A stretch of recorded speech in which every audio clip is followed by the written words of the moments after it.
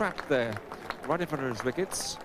Superb bowling, so Richard Hadley takes his 10 wickets for the first time against England.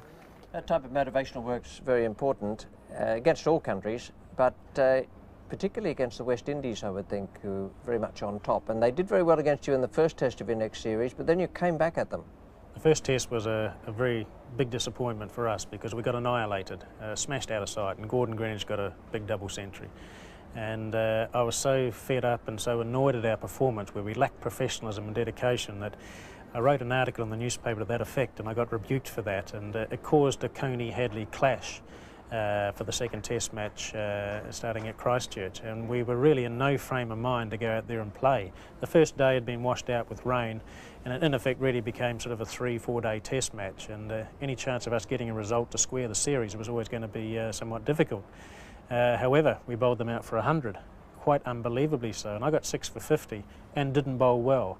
In fact, after 4 or 5 overs, I took myself off from the bowling crease because I hadn't bowled well. But Ewan Chatfield bowled splendidly, got 4 wickets for not too many. And normally when somebody gets 5 or 6 wickets, you actually lead the players from the field to the applause of the crowd.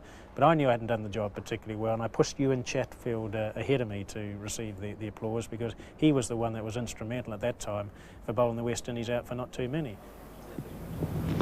Bowling!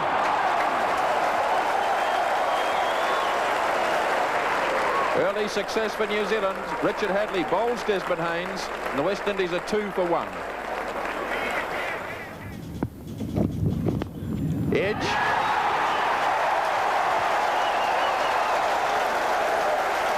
Richardson's gone.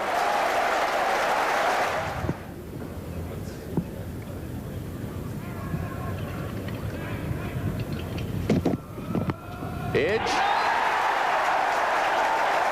Jeremy Coney has the catch.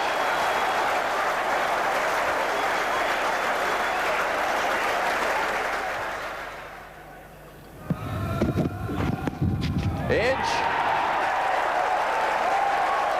Another one for Hadley. 8 wickets down now, the West Indies.